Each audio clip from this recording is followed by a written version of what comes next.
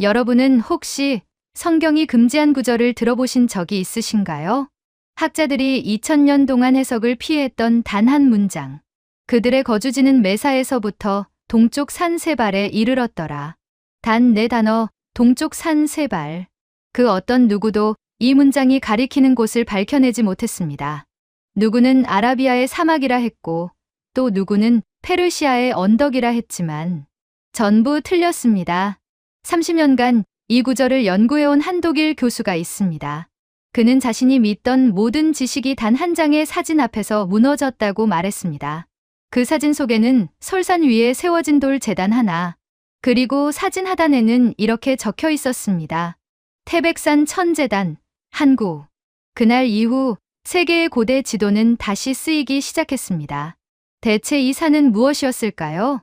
그리고 성경이 말한 동쪽 산, 그곳이 정말 한반도였다면 우리가 알고 있던 역사는 과연 어디서부터 잘못된 걸까요? 잠깐 1초만 투자해서 좋아요와 구독 눌러주시면 영상 제작에 많은 도움이 돼요. 안녕하세요. 저는 독일 하이델베르크 대학에서 고대 지리학을 가르치고 있는 마르쿠스 베버라고 합니다. 제 연구 분야는 성경 속에 등장하는 지명들을 현대의 지도 위에 정확하게 표시하는 일입니다. 지난 30여 년간 저는 이 일에 제 학자로서의 모든 열정을 쏟아부었습니다. 아침에 눈을 뜨면 가장 먼저 연구실로 향했고 밤늦게까지 고대 문헌과 지도를 들여다보는 것이 제 일상이었습니다. 때로는 주말도 반납한 채 도서관, 서가 사이를 헤매며 희미한 단서 하나를 찾기 위해 애썼습니다. 시내산이 어디에 있는지, 아라라산은 정확히 어느 지점인지, 시온산의 좌표는 무엇인지를 밝혀내는 것이 제 삶의 목표였죠. 동료 학자들은 때때로 제게 농담처럼 말하곤 했습니다. 마르쿠스, 당신은 지도와 결혼한 것 같다고 말이죠. 저는 웃으며 대답했습니다. 지도는 거짓말을 하지 않으니까요. 하지만 지금 돌이켜보면 그때의 저는 너무나 순진했던 것 같습니다. 성경에 나오는 거룩한 산들은 대부분 중동 지역에 자리하고 있습니다. 이것은 학계의 상식이자 누구도 의심하지 않는 전제였습니다. 예루살렘을 중심으로 반경 2000km 안에 성경의 주요 무대가 모두 펼쳐져 있다는 것이 정설이었죠. 수많은 고고학적 발굴이 이 사실을 뒷받침했고 수백 편의 논문이 이 전제 위에 쌓여왔습니다. 저 역시 그렇게 믿었고 그 믿음 위에서 수많은 논문을 발표했습니다. 제 연구실 벽면을 가득 채운 지도들은 모두 지중해 연안과 메소포타미아, 그리고 아라비아 반도를 중심으로 펼쳐져 있었습니다. 빨간 핀으로 표시된 수십 개의 지점들이 제가 평생 밝혀낸 성경 속 장소들이었습니다. 파란 핀은 확인이 필요한 곳이었고 노란 핀은 논쟁 중인 지역이었습니다. 저는 그 지도들을 볼 때마다 뿌듯함을 느꼈습니다. 성경의 세계를 과학적으로 증명하고 있다는 자부심 때문이었죠. 제 연구는 신학자들에게도 고고학자들에게도 중요한 참고 자료가 되었습니다. 여러 대학에서 제 논문을 교재로 사용했고 국제학회에서 기조 연설을 요청받기도 했습니다. 하지만 단 한 곳, 아무리 찾아도 실체를 확인할 수 없는 장소가 있었습니다. 창세기 10장 30절에 기록된 그 구절이었습니다. 노아의 후손들이 거주했던 곳을 설명하면서 성경은 이렇게 기록하고 있습니다. 그들이 거주한 곳은 메사에서부터 동쪽 산 세발에 이르기까지라고 말이죠. 저는 이 구절을 처음 읽었을 때부터 묘한 불편함을 느꼈습니다. 마치 퍼즐의 마지막 조각이 맞지 않는 것 같은 느낌이었죠. 다른 성경 구절들은 대부분 명확한 지리적 단서를 제공했지만 이 구절만큼은 달랐습니다. 메사는 아라비아 반도 어딘가로 추정되지만 세발이라는 곳은 도무지 찾을 수가 없었거든요. 고대 지도를 아무리 뒤져봐도 역사 기록을 샅샅이 뒤져봐도 세발이라는 지명은 어디에도 나타나지 않았습니다. 로마 시대의 지리학자들도 중세의 지도 제작자들도 이 지명에 대해서는 침묵했습니다. 학계에서는 이 세발이라는 지명을 두고 오랫동안 논쟁을 벌여왔습니다. 어떤 학자들은 예멘 남부의 작은 마을이라고 주장했고 또 다른 학자들은 오만 지역의 어느 언덕이라고 말했습니다. 영국의 한 고고학자는 사우디아라비아 동부 해안의 폐허가 된 정착지가 세발일 것이라고 주장하기도 했습니다. 프랑스의 어느 언어학자는 고대 페르시아어 문헌에서 비슷한 발음의 지명을 찾았다며 흥분하기도 했습니다. 하지만 결정적인 증거는 없었습니다. 그저 추측만 난무할 뿐이었죠. 발굴도사를 해봐도 성경시대의 유물은 나오지 않았고 지명의 어원을 추적해봐도 명확한 연결고리를 찾을 수 없었습니다. 점점 더 많은 학자들이 이 구절을 상징적 표현이거나 번역 과정에서 생긴 오류라고 결론 내렸습니다. 2000년대 초반에 발표된 한 유명한 논문은 세발을 아예 신화적 지명으로 분류해버렸습니다. 저 역시 그렇게 생각했습니다. 제가 쓴 논문에서도 동쪽 산세발은 실제하지 않는 신화적 지명일 가능성이 높다고 명시했습니다. 그 논문은 학계에서 좋은 평가를 받았고 여러 학술지에 인용되었습니다. 심지어 한 출판사에서 책으로 출간하자는 제안도 받았습니다. 그런데 이상했습니다. 논문을 제출하고 학회에서 발표를 마친 후에도 제 마음속 한구석에는 설명할 수 없는 무언가가 남아 있었습니다. 마치 중요한 약속을 잊어버린 것 같은 불편한 감정이었죠. 마치 누군가가 제 귓가에 속삭이는 것 같았습니다. 아직 끝나지 않았다고, 더 깊이 파고들어야 한다고 말이죠. 밤마다 연구실에 홀로 남아 그 구절을 다시 읽을 때면 뭔가 중요한 것을 놓치고 있다는 느낌이 들었습니다. 왜 성경은 굳이 동쪽이라는 방향을 강조했을까요? 다른 구절에서는 그저 북쪽, 남쪽이라고만 표현하는데 이 구절만큼은 동쪽 산이라고 구체적으로 명시했습니다. 단순히 메소포타미아 동쪽이라면 이란 고원이나 아프가니스탄 정도를 의미했을 겁니다. 하지만 성경은 그냥 동쪽이 아니라 동쪽 산이라고 구체적으로 명시했습니다. 산이라는 단어가 들어간 것도 의미심장했습니다. 성경에서 산은 단순한 지형이 아니라 하나님과 만나는 거룩한 장소를 뜻하는 경우가 많았으니까요. 시내산에서 모세가 십계명을 받았고 모리아산에서 아브라함이 이삭을 바치려 했으며 시온산에는 성전이 세워졌습니다. 저는 고대 히브리어 원문을 다시 펼쳐봤습니다. 세발이라는 단어를 분석하기 시작했죠. 히브리어로 세팔은 경계, 한계, 기록을 의미합니다. 어떤 학자들은 이 단어가 책이나 두루마리를 뜻하는 세페루와 어원이 같다고도 주장했습니다. 그렇다면 동쪽 산세발은 동쪽의 끝에 있는 경계가 되는 산이라는 뜻이 됩니다. 혹은 기록이 남겨진 산, 약속이 새겨진 산이라는 의미일 수도 있었죠. 저는 사전을 뒤지고 고대 문헌들을 찾아 읽으며 이 단어의 모든 용례를 조사했습니다. 저는 다시 지도를 펼쳤습니다. 메소포타미아에서 동쪽으로, 더 동쪽으로 시선을 옮겼습니다. 이란을 지나고 아프가니스탄을 지나고 파키스탄을 지나면 인도가 나옵니다. 하지만 성경시대에 그들이 인도까지 갔을 리는 없습니다. 고대의 교역로를 고려해봐도 인도는 너무 멀었습니다. 실크로드가 본격적으로 개척된 것은 훨씬 후대의 일이었으니까요. 그렇다면 대체 동쪽 끝은 어디를 의미하는 걸까요? 저는 매일 밤 같은 질문을 반복했습니다. 동쪽의 끝은 어디일까요? 노아의 후손들이 도달했다는 그 동쪽 산은 대체 어디에 있는 걸까요? 왜 그 누구도 그 산을 찾으려 하지 않는 걸까요? 학계는 이미 답이 없다고 결론 내렸지만 저는 포기할 수가 없었습니다. 제 성격상 미완의 과제를 남겨두는 것을 견딜 수 없었거든요. 30년 넘게 성경의 지리를 연구해온 학자로서 마지막 퍼즐 조각 하나를 맞추지 못하고 죽을 수는 없었으니까요. 동료들은 제게 조언했습니다. 마르쿠스, 때로는 답이 없는 질문도 있는 법이라고. 그냥 놓아주는 것도 학자의 지혜라고 말이죠. 한 선배 교수는 이렇게까지 말했습니다. 자네는 이미 충분히 많은 것을 밝혀냈네. 이제 은퇴 후를 준비할 때가 아닌가 하고 말이죠. 하지만 저는 고집을 꺾지 않았습니다. 어느 날 밤, 저는 연구실 창문 너머로 보이는 하이델베르크의 야경을 바라보며 생각했습니다. 네카우 강이 어둠 속에서 은빛으로 반짝이고 오래된 대학 건물들의 불빛이 하나둘 꺼져가는 시간이었습니다. 저 멀리 하이델베르크 성의 실루엣이 달빛에 희미하게 떠올랐습니다. 혹시 제가 처음부터 잘못된 전제를 가지고 있었던 건 아닐까요? 성경의 무대가 반드시 중동에만 국한된다는 생각. 그것이 틀렸다면 어떻게 될까요? 만약 성경이 말하는 세계가 우리가 생각하는 것보다 훨씬 더 넓었다면 어떻게 될까요? 만약 고대인들의 이동 범위가 우리의 예상을 뛰어넘었다면 어떻게 될까요? 하지만 그런 생각은 학자로서 너무나 위험한 발상이었습니다. 수천 년간 쌓아온 성서 지리학의 기초를 뒤흔드는 일이니까요. 제 논문들이 모두 무효가 될 수도 있었고 학계에서의 명성도 무너질 수 있었습니다. 평생을 바쳐 쌓아올린 학문적 업적이 한순간에 물거품이 될 수도 있었습니다.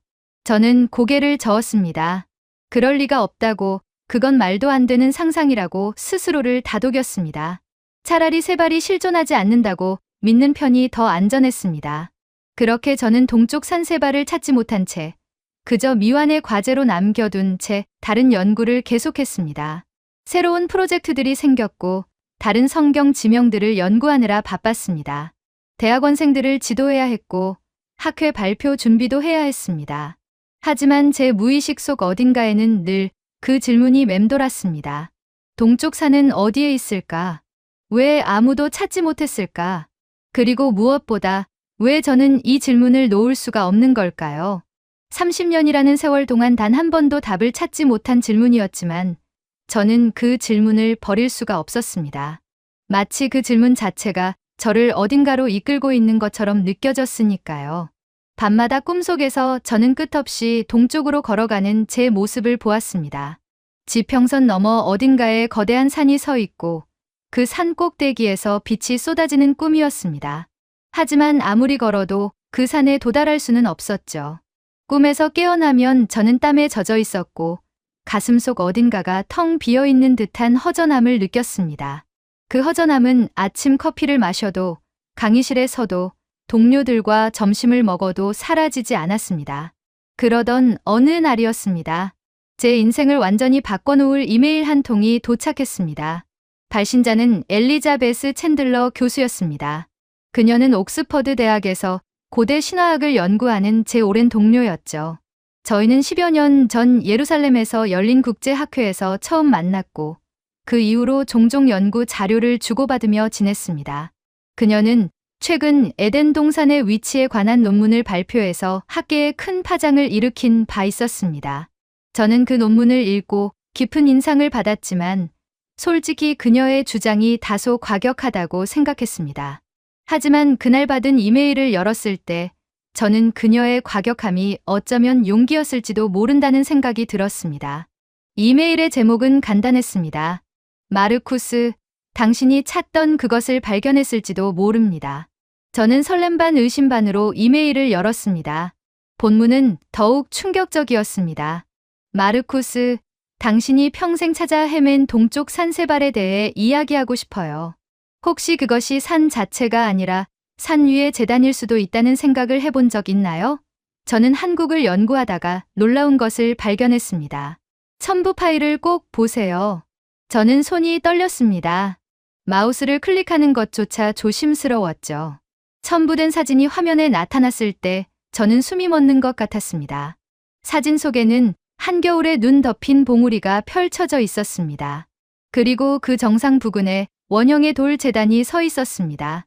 제단은 자연석으로 쌓아 올린 것처럼 보였고 주변에는 아무것도 없었습니다.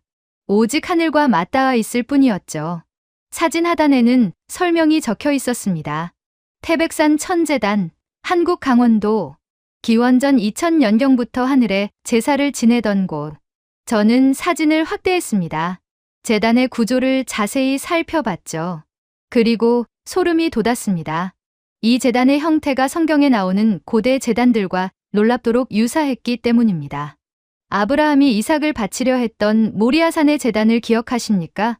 성경은 그 제단을 돌로 쌓았다고 기록합니다. 노아가 방주에서 내린 후 하나님께 번제를 드리기 위해 쌓았던 제단도 마찬가지였습니다. 인위적으로 다듬은 돌이 아니라 자연 그대로의 돌을 사용했다는 것이 특징이었죠.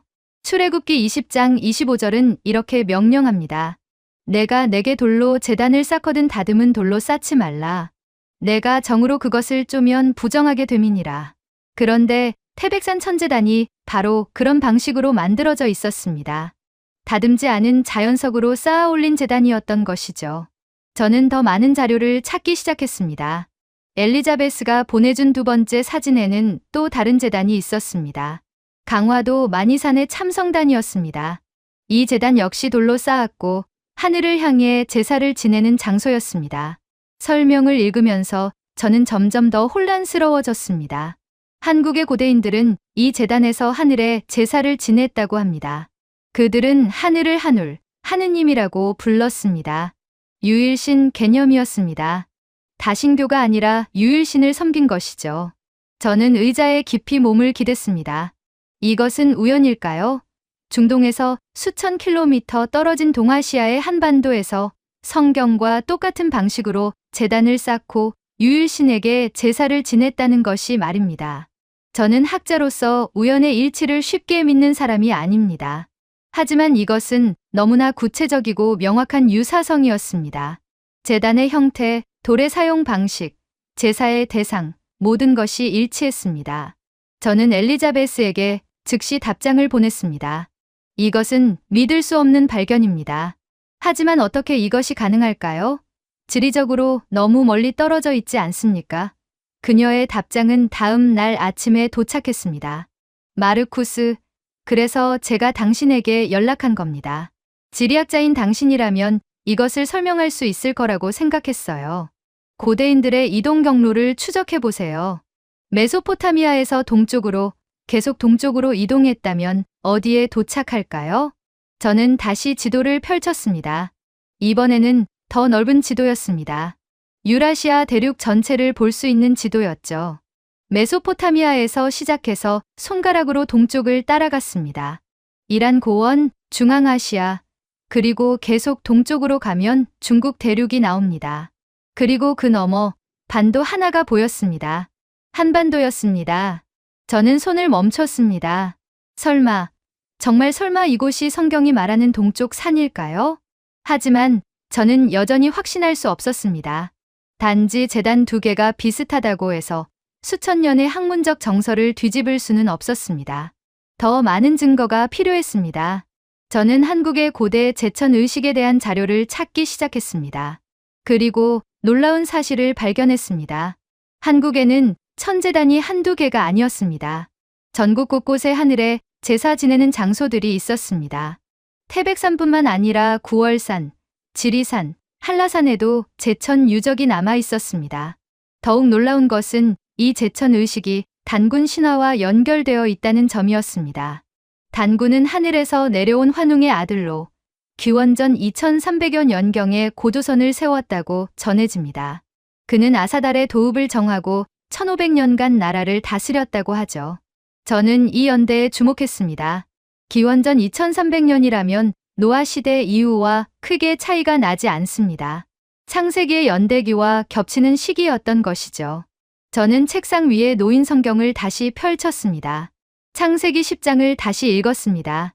노아의 아들 셈의 후손들이 동쪽으로 이주했다는 기록을 말이죠.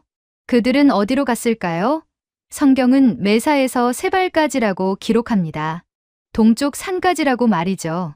저는 펜을 들었습니다. 노트에 적기 시작했습니다.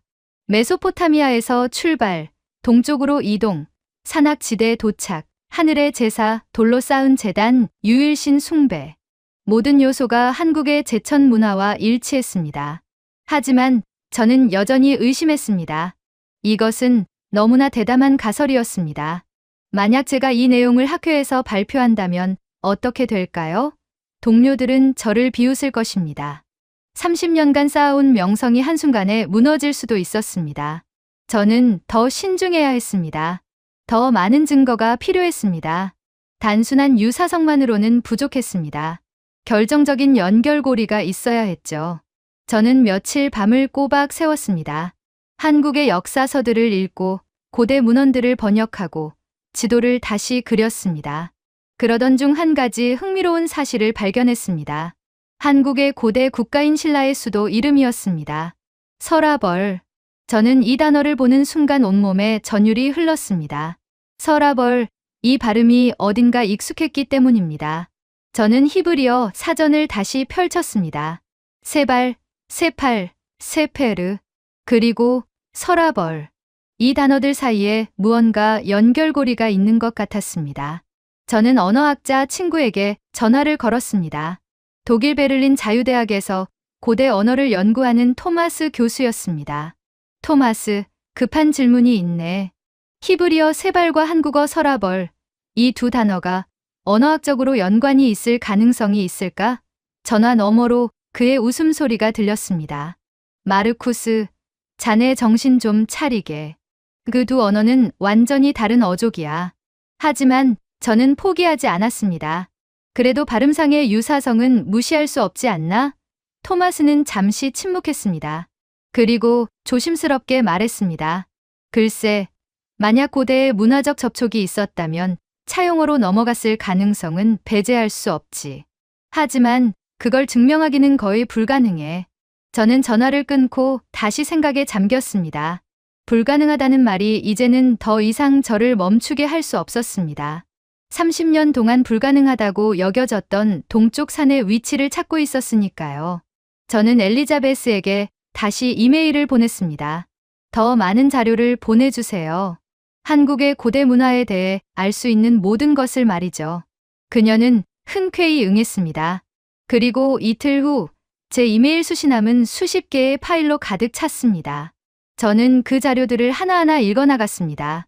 단군 신화, 환웅의 하강, 태백산의 신성함, 삼국시대의 제천 의식, 모든 것이 하나의 큰 그림으로 모이기 시작했습니다. 그리고 저는 깨달았습니다. 이것은 단순한 우연이 아니라는 것을 말이죠. 어쩌면 정말로 고대에 어떤 연결고리가 있었을지도 모른다는 생각이 들었습니다. 노아의 후손들이 동쪽으로 이동했고 그들 중 일부가 정말로 한반도까지 도달했을 가능성, 그것이 더 이상 터무니없는 상상으로만 느껴지지 않았습니다. 저는 더 이상 참을 수가 없었습니다. 이 의문을 풀기 위해서는 직접 확인해야 했습니다. 저는 엘리자베스에게 전화를 걸었습니다. 엘리자베스, 제가 한국에 가보려고 합니다. 직접 그 재단들을 보고 싶어요. 그녀는 잠시 놀란 듯했지만 곧 찬성했습니다. 좋은 생각이에요, 마르쿠스. 저도 함께 가고 싶지만 지금은 학기 중이라 어렵네요. 대신 제가 서울에 있는 동료 교수를 소개해 드릴게요. 한국 고대사 전문가인 김 교수님이십니다. 저는 그녀에게 감사를 표하고 곧바로 항공권을 예매했습니다. 한 달 후 저는 인천공항에 도착했습니다. 10여 시간의 비행 끝에 도착한 한국은 제가 상상했던 것과는 사뭇 달랐습니다. 현대적인 고층 건물들과 첨단 기술이 가득한 나라였지만 동시에 곳곳에 고대의 흔적이 남아 있었습니다. 김 교수님은 공항에서 저를 반갑게 맞아주셨습니다. 베버 교수님, 오시느라 고생 많으셨습니다. 엘리자베스 교수님께 이야기 많이 들었습니다. 그분은 60대 초반으로 보이는 온화한 인상의 학자였습니다. 저희는 다음 날 바로 강화도로 향했습니다. 참성단을 먼저 보기 위해서였죠. 만이산을 오르는 길은 가파랐지만 저는 조금도 힘들지 않았습니다. 오히려 가슴이 두근거렸습니다. 곧 제가 평생 찾아 헤맨 답을 발견할지도 모른다는 기대감 때문이었죠. 정상에 가까워지자 김 교수님이 말씀하셨습니다. 저기 보이십니까? 저것이 참성단입니다. 저는 고개를 들었습니다. 그리고 그곳에서 멈춰 섰습니다. 눈앞에 펼쳐진 광경은 사진으로 보았던 것과는 비교할 수 없을 만큼 압도적이었습니다. 자연석으로 쌓아 올린 제단이 하늘을 향해 우뚝 솟아 있었습니다. 제단은 2층 구조로 되어 있었는데 하층은 정사각형이고 상층은 원형이었습니다. 천원지방, 하늘은 둥글고 땅은 네모나다는 고대 동아시아의 우주관을 표현한 것이라고 김 교수님이 설명해 주셨습니다. 저는 천천히 제단에 다가갔습니다. 손으로 돌을 만져봤습니다. 거칠고 투박한 자연석이었습니다. 정으로 다듬지 않은 하나님께서 만드신 그대로의 돌이었습니다. 저는 출애굽기의 그 구절을 떠올렸습니다. 내가 내게 돌로 제단을 쌓거든 다듬은 돌로 쌓지 말라. 바로 이것이었습니다. 바로 이 방식이었습니다. 저는 무릎을 꿇고 제단을 자세히 살펴봤습니다. 돌과 돌 사이의 틈새, 쌓아 올린 방식, 모든 것이 성경에 기록된 고대 이스라엘의 제단과 일치했습니다. 이것은 우연일 수 없었습니다. 김 교수님이 조용히 말씀하셨습니다. 이 제단은 단군이 하늘에 제사를 지내기 위해 쌓았다고 전해집니다. 기원전 2300년경의 일이죠. 저는 고개를 들어 하늘을 바라봤습니다. 구름 한 점 없는 맑은 가을 하늘이었습니다.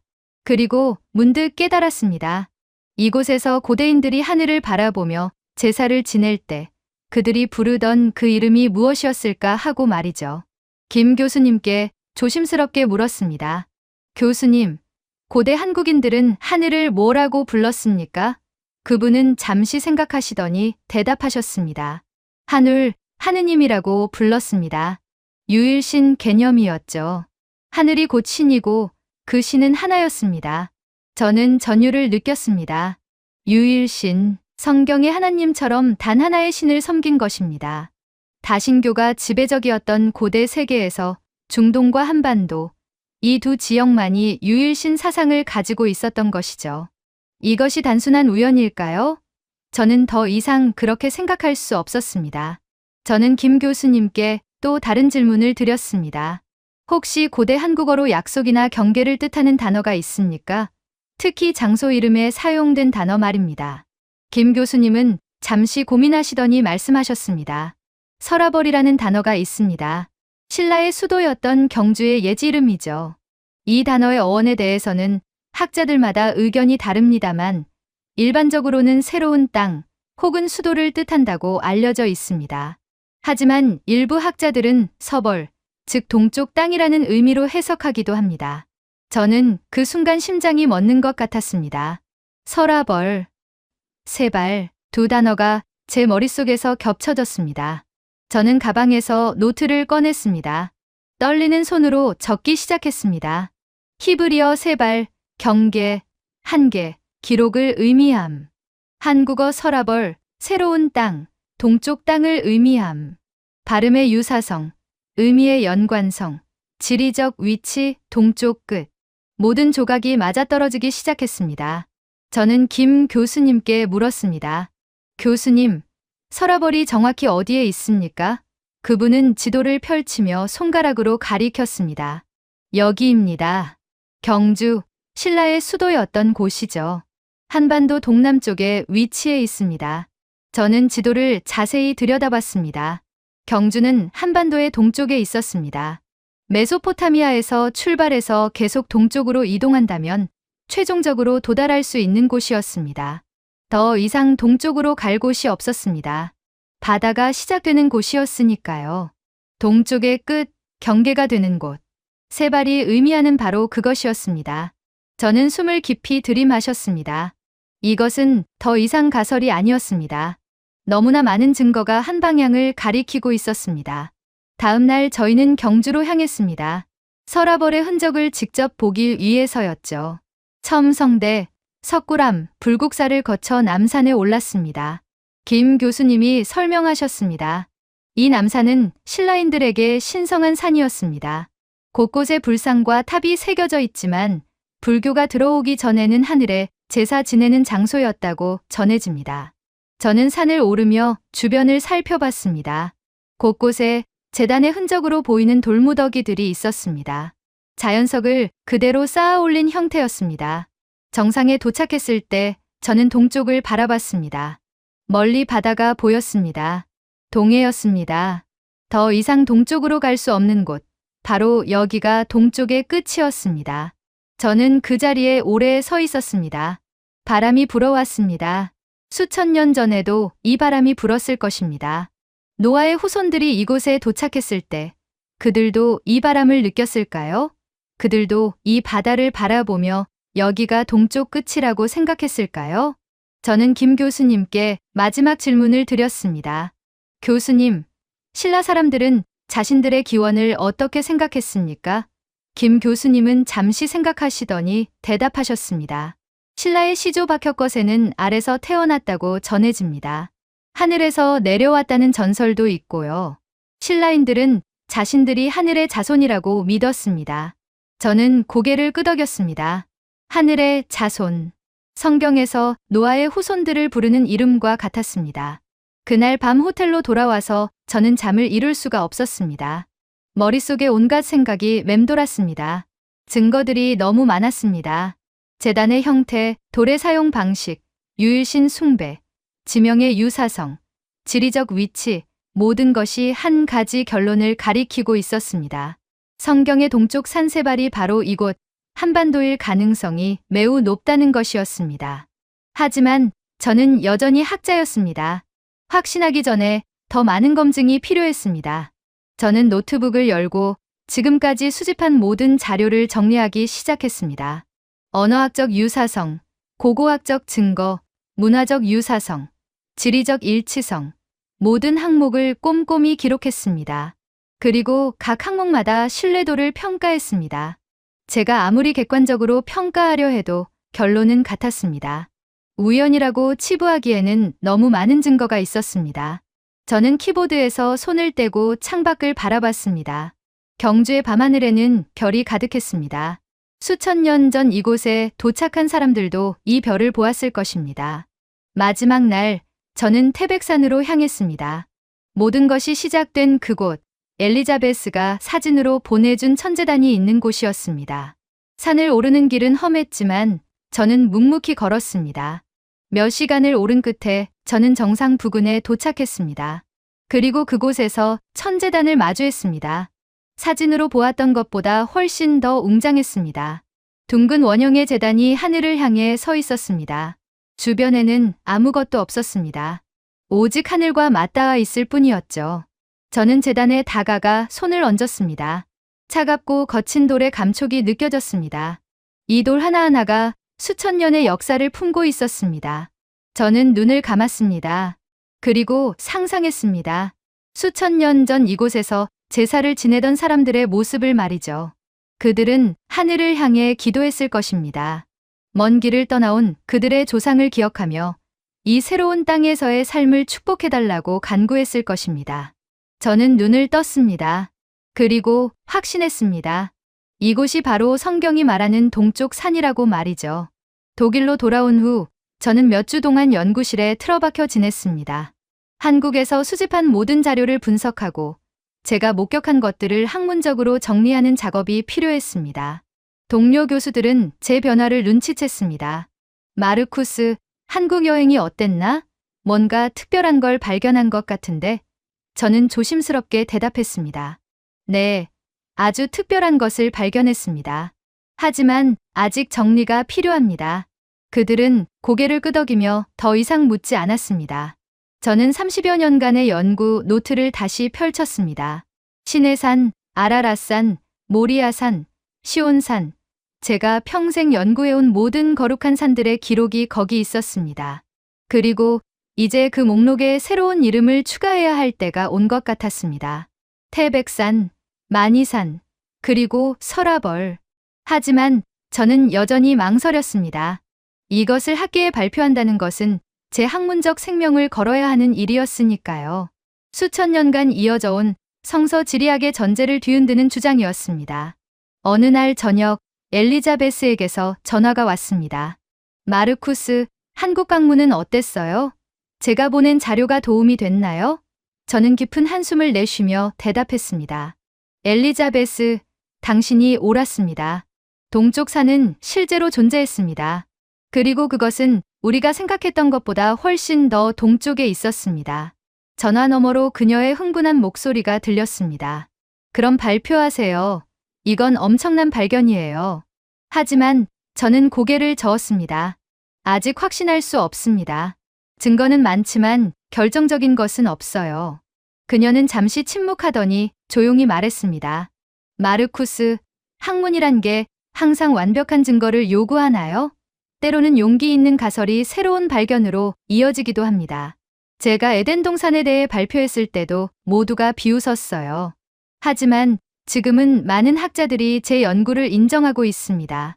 저는 그녀의 말에 깊이 공감했습니다.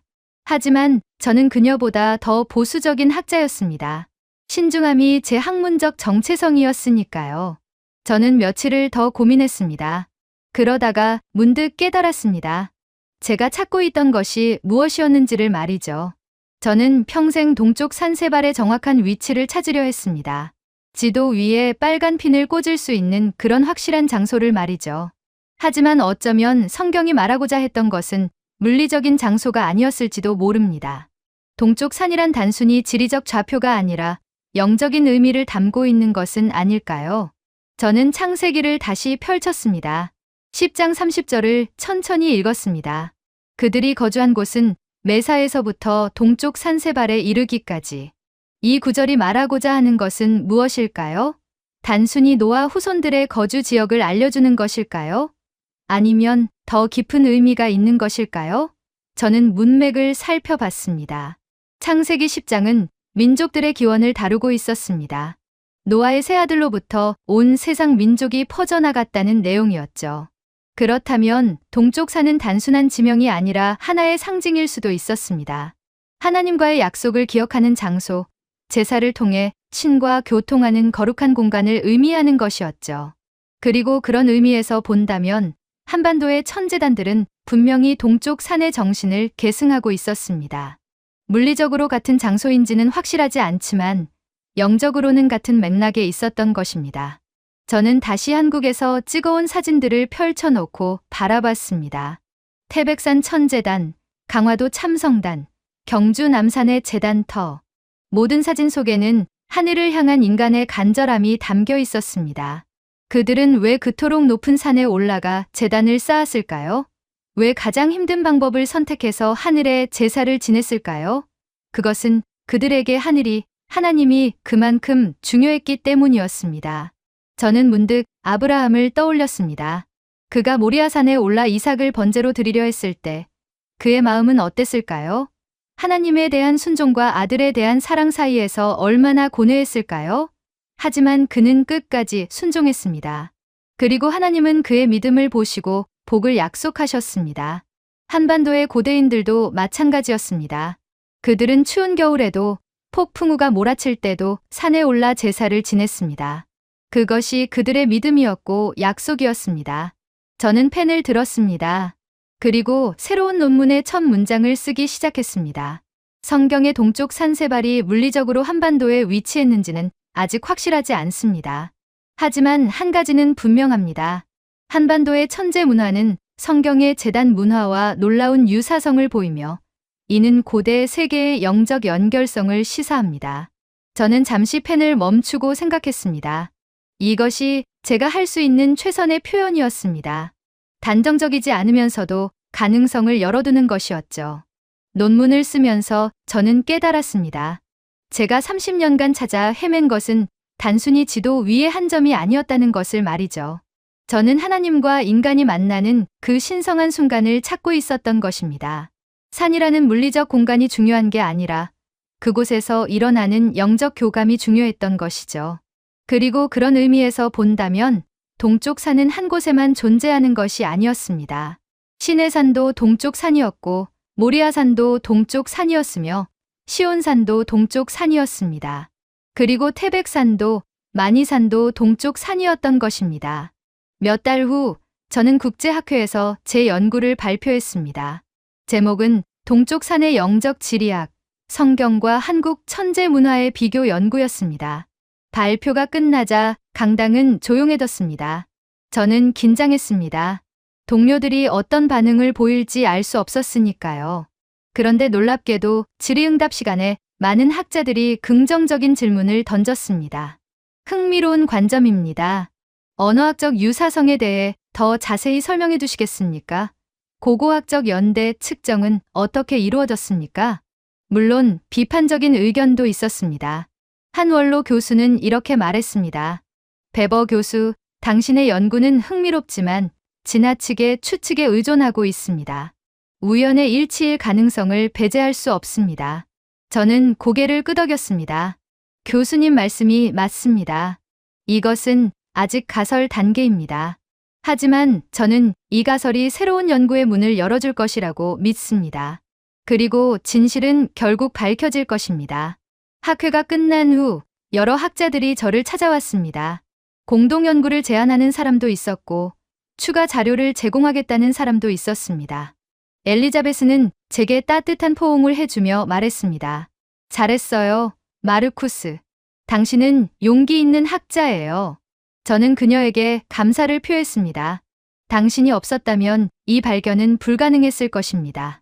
그날 밤 호텔 방으로 돌아와서 저는 창밖을 바라봤습니다. 학회가 열린 도시의 야경이 아름답게 펼쳐져 있었습니다. 저는 지난 30여 년을 돌아봤습니다. 끝없이 지도를 들여다보고 고대 문헌을 연구하고 유적지를 답사하며 보낸 세월이었습니다. 그 모든 시간이 바로 이 순간을 위한 것이었다는 생각이 들었습니다. 동쪽 산을 찾는 여정은 단순히 학문적 호기심을 충족하는 것이 아니었습니다. 그것은 인간의 영적 뿌리를 찾는 여정이었던 것입니다. 저는 가방에서 한국에서 가져온 작은 돌 하나를 꺼냈습니다. 태백산 천재단 근처에서 주운 돌이었습니다. 물론 재단의 돌을 가져온 것은 아니었습니다. 그저 근처에 있던 자연석 하나를 기념으로 가져온 것이었죠. 저는 그 돌을 손에 쥐고 생각했습니다. 이 작은 돌이 수천 년의 역사를 품고 있다고 말이죠. 이 돌은 수많은 계절을 견뎌냈고 수많은 사람들의 기도를 목격했습니다. 그리고 저는 깨달았습니다. 제가 평생 찾아 헤맨 동쪽 산의 진정한 의미를 말이죠. 그것은 특정한 위도와 경도로 표시되는 지리적 지점이 아니었습니다. 동쪽 산은 하나님과 약속을 나누는 모든 장소를 의미했습니다. 돌로 제단을 쌓고 하늘을 향해 기도하는 그 모든 순간이 동쪽 산이었던 것입니다. 아브라함이 모리아산에서 이삭을 바치려 했을 때 그곳이 동쪽 산이었습니다. 모세가 시내산에서 십계명을 받았을 때 그곳이 동쪽 산이었습니다. 그리고 한국의 고대인들이 태백산에서 하늘에 제사 지냈을 때 그곳도 동쪽 산이었던 것입니다. 중요한 것은 장소가 아니었습니다. 중요한 것은 그 장소에서 일어나는 믿음의 행위였습니다. 약속을 기억하고 신과 교통하며 미래를 향한 희망을 품는 것. 그것이 바로 동쪽 산의 진정한 의미였습니다. 그리고 그런 의미에서 한반도는 분명히 동쪽 산이었습니다. 수천 년간 외세의 침략과 전쟁 속에서도 하늘에 제사 지내는 전통을 지켜온 민족이었으니까요. 그들은 제단을 무너뜨리는 적들에게도 굴하지 않았습니다. 다시 돌을 모아 제단을 쌓고 하늘을 향해 기도했습니다. 저는 그들이야말로 진정한 동쪽 산의 수호자들이라고 생각했습니다. 장소를 지킨 것이 아니라 정신을 지켰던 사람들이었습니다. 약속을 잊지 않고 대대로 전승했던 사람들이었습니다. 그들은 문자 그대로 걸어다니는 동쪽 산이었습니다. 어디에 있든 어떤 상황에 처하든 그들은 하늘을 기억했고 제사를 지냈습니다. 이것이야말로 성경이 동쪽 산을 통해 전하고자 했던 메시지가 아닐까요? 저는 돌을 책상 위에 조심스럽게 내려놓았습니다. 그리고 노트를 펼쳐 마지막 문장을 적었습니다. 동쪽 산세발이 한반도에 있었는지는 여전히 논쟁의 여지가 있습니다. 하지만 한 가지는 확실합니다. 한반도의 사람들은 수천 년간 동쪽 산의 정신을 살아왔습니다. 그들이 바로 약속을 지키는 사람들이었고 하늘과 땅을 잇는 달이었습니다. 어쩌면 우리가 찾아야 할 것은 지도 위의 한 점이 아니라 그 정신을 이어가는 사람들이었는지도 모릅니다. 저는 펜을 내려놓고 깊은 숨을 내쉬었습니다. 30여 년의 여정이 드디어 끝났습니다. 아니, 끝난 것이 아니라 새로운 시작이었습니다. 이제 저는 압니다. 동쪽 산은 언제나 거기에 있었다는 것을 말이죠. 우리가 찾지 못했던 것은 산이 없어서가 아니라 우리가 잘못된 방향을 보고 있었기 때문이었습니다. 동쪽은 단순한 방향이 아니었습니다. 그것은 희망이었고 약속이었고 믿음이었습니다. 그리고 그 믿음은 지금도 어딘가에서 제단을 쌓고 하늘을 향해 기도하는 모든 사람들 속에 살아 있습니다. 오늘 사연은 여기까지입니다. 오늘 사연이 마음에 드셨다면 좋아요, 구독 꾹 눌러주세요. 다음에 더 감동적인 사연으로 여러분을 찾아뵙겠습니다. 시청해주셔서 감사합니다.